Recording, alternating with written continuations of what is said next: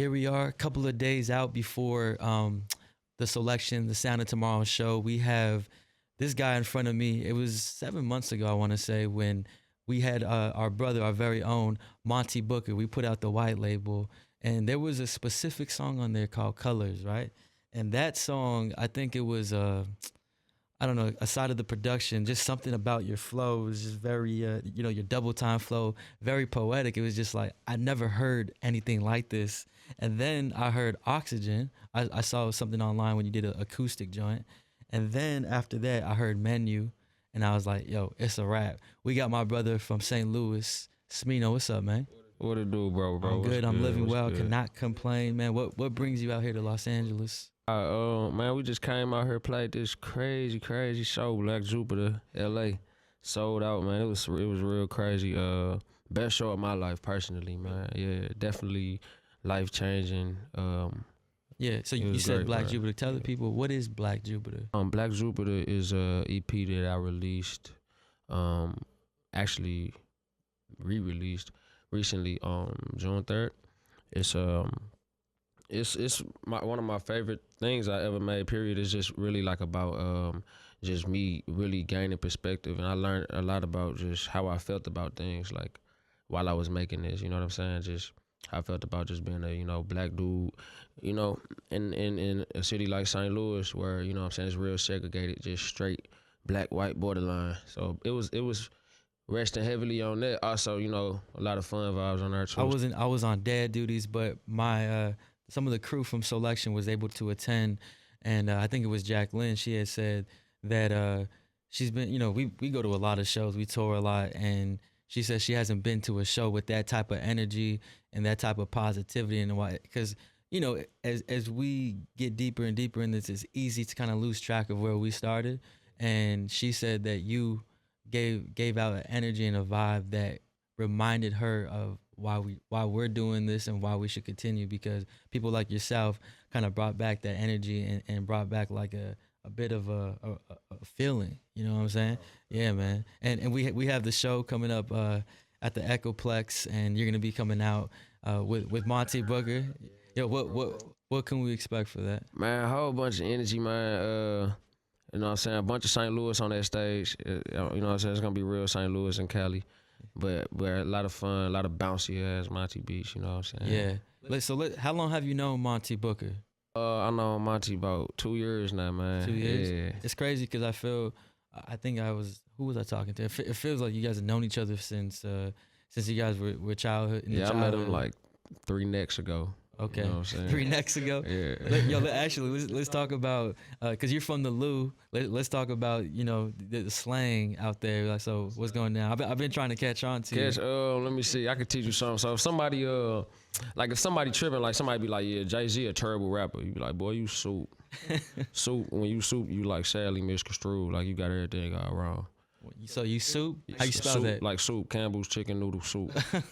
Donovan McNabb soup. That's how it is. Oh man, so how has the culture? I mean, I've been in St. Louis for a brief amount of time. Very small, city compared to other places in the States. How was that coming up from that? It's cool because in St. Louis, you don't really got a lot to bite off of. Like, it ain't like, you know what I'm saying, we got a bunch of artists coming up and all that. So everything that you learn is just like, it's you. Whatever you doing, that's you. You feel me? So I was lucky. I came up, the way I found like my kind of music culture, I came up in church and all of that. So, I'd be at choir rehearsals, hearing all these different harmonies and stuff like that, get influenced by that. Then I go hear a Ludacris album and be like, you know what I'm saying? Damn, how can I make them be the same? You know what I'm saying? It's crazy because when you speak to me as well, like just in conversation, I feel like you're speaking like spoken word, or you're flowing right now. It's kind of weird. Right now, just this is chit chat right now, but yeah. But it's funny. We were talking about the Lou, but I think I got to play a couple of tunes that just kind of give that vibe off in your mind. I don't for the youngest that don't pay attention. Okay.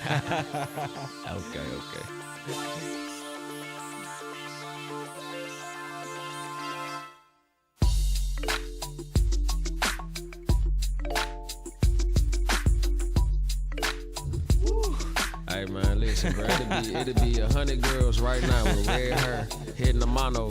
I promise you right now, hitting the monastery. right now as soon as that drop. Yo, this I think I was in 6th grade when this came out.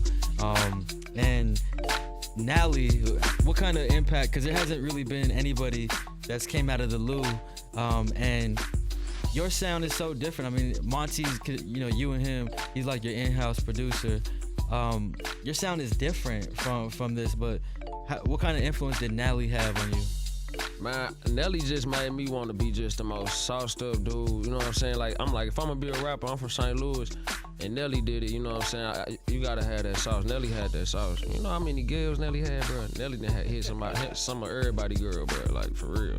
Promise you. It really was like one of the first of that time. I mean, people look at Drake, with someone that sang or rapped and kind of harmonized, and Nally did both too.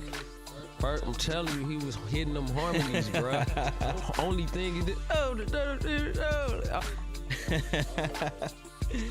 Earlier too, you were talking about your family, and I know that music is in your blood.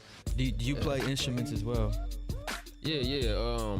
So I grew up playing drums. Like, that's my first instrument. Like, I'm a straight percussionist. That's my thing.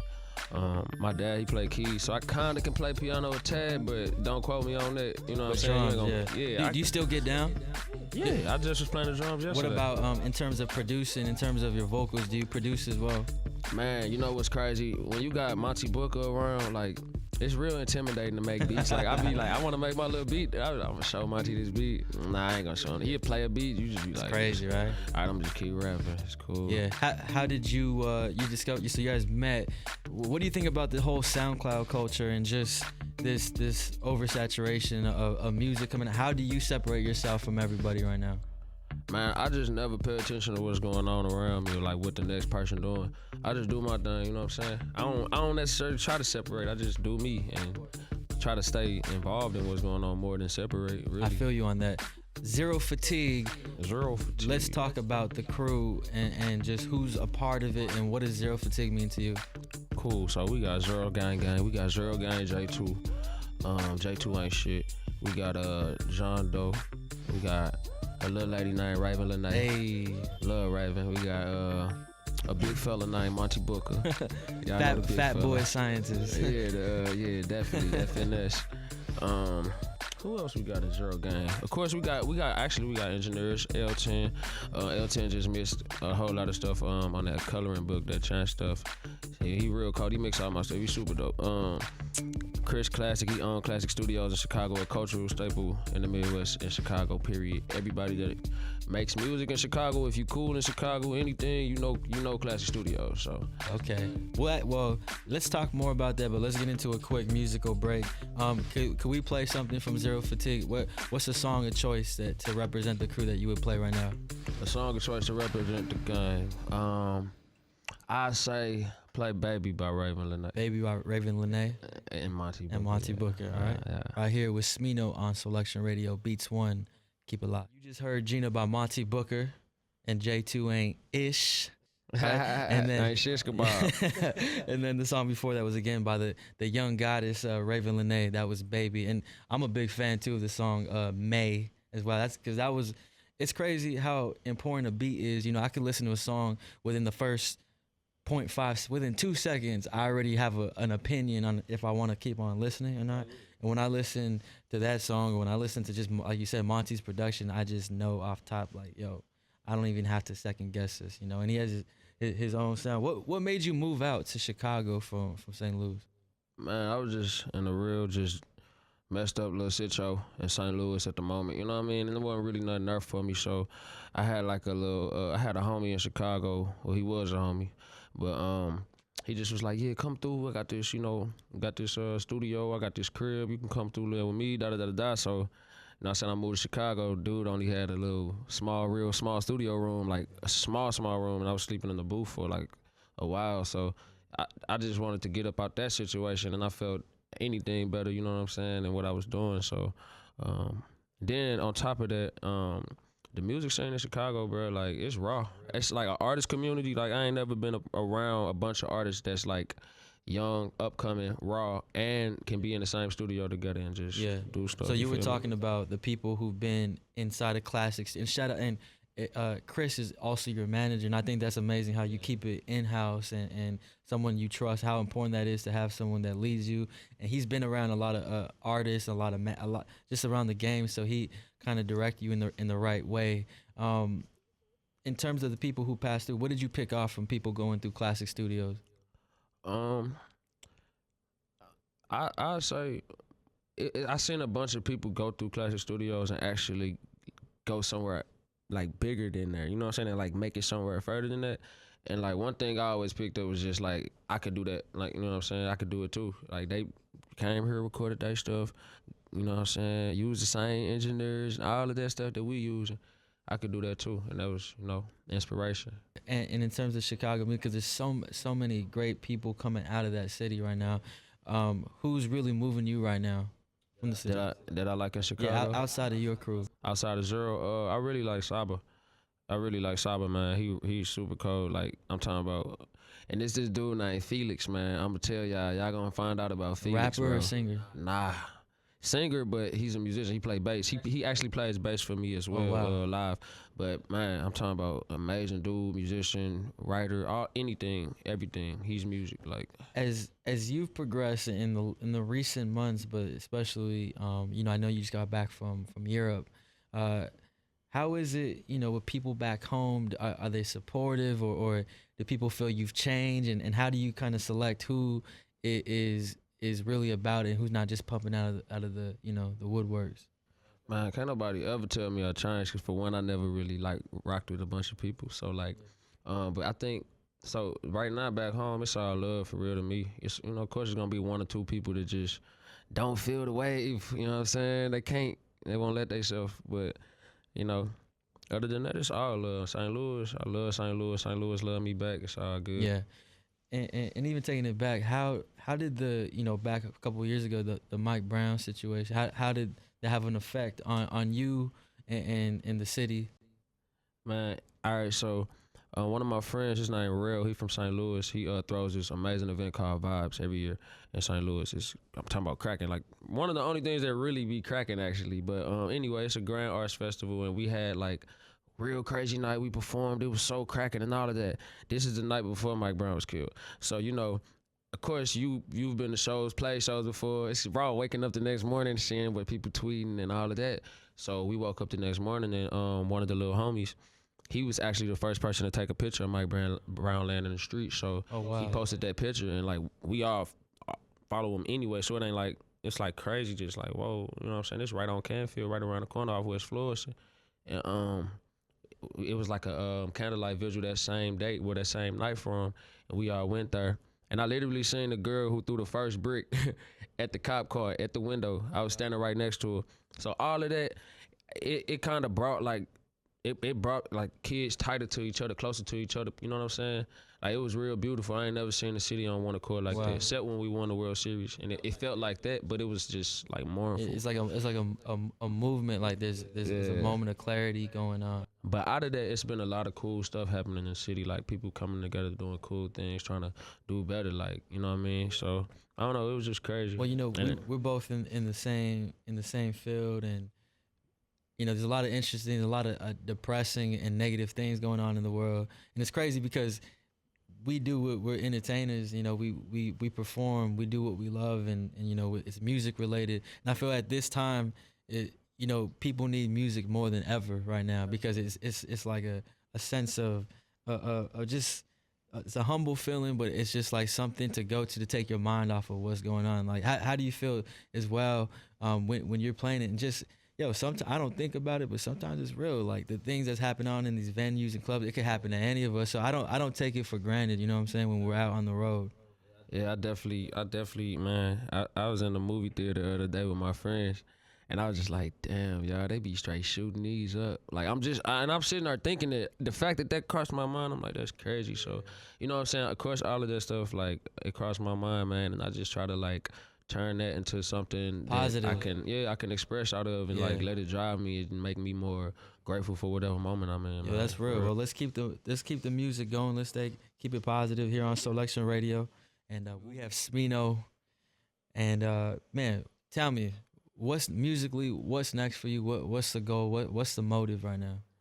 Man, honestly, the motive, bro, I'm just trying to get my voice smooth as yours on these mics. He be like, yeah, man, it's your boy. Yo, keep going. Could you do like a Soulection Radio skit right now? Soulection Radio. Man, yeah. And right there, that was that new Monty Booker. It's your boy Joe K.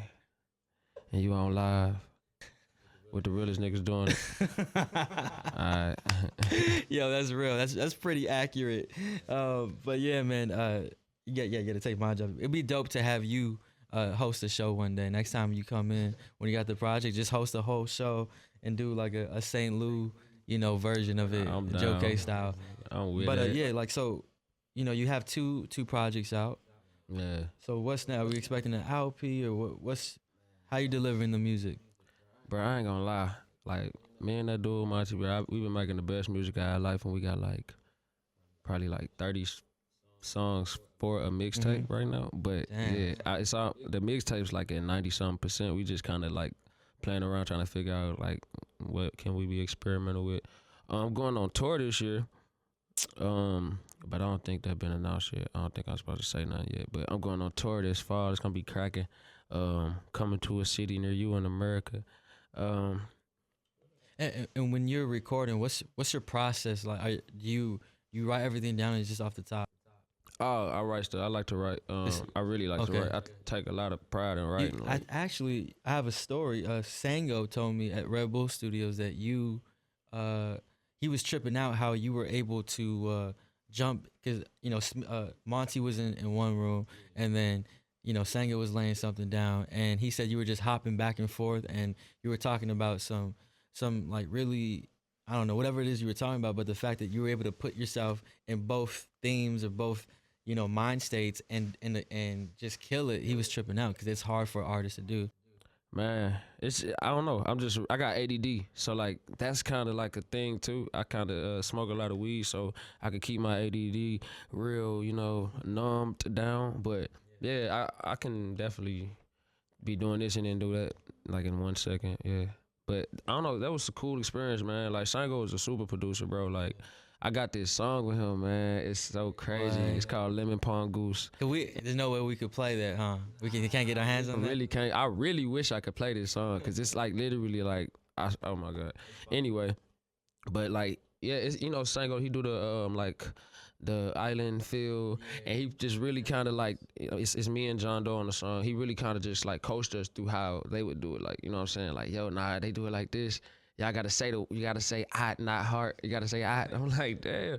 Yo, he's one person. He did a whole project in school about slang and just like the dialect and just the culture. He showed me that, bro. He showed like he was doing it, like Chicago, different cities, different regions. I'm like, he's really about it. When you hear a beat, what's the first thing you look for in a beat? First thing I look for in a beat, I look for that face. You know what I'm saying? Like I need that kind of like, I need that. And then I just like to feel like I don't know. I feel like I can just swim in it somehow. I can't explain it. I don't know. I suck at it's like I mean it makes sense though. I mean with Monty's production, it has such a wavy and kind of experimental feel to it. Yeah, you just gotta get in where you fit in, like for real.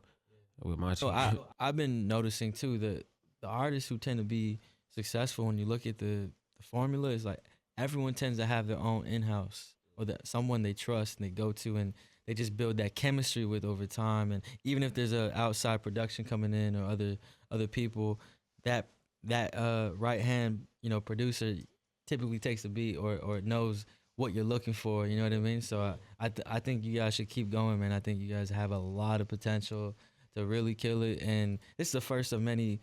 Having you on the radio show. I mean, you've been on the radar for about a year, I feel like. So it's cool to finally, really cross paths properly. And for those who don't now know who you are. 100+ countries out here. And yeah, man, I really look forward to seeing what we can do as well, man. Most definitely, bro. I got a verse for you right now. You might as well. I got a whole open verse. Joe K gonna be on my album. Y'all heard it first. You know what I'm saying? 16 coming soon. All right, brother. Well, just know that you are welcome here anytime. And this Smino, man, you guys are not. It's not gonna be the last time you hear from him. And trust me, Stay tuned. Much more to come. All right. Much love, brother.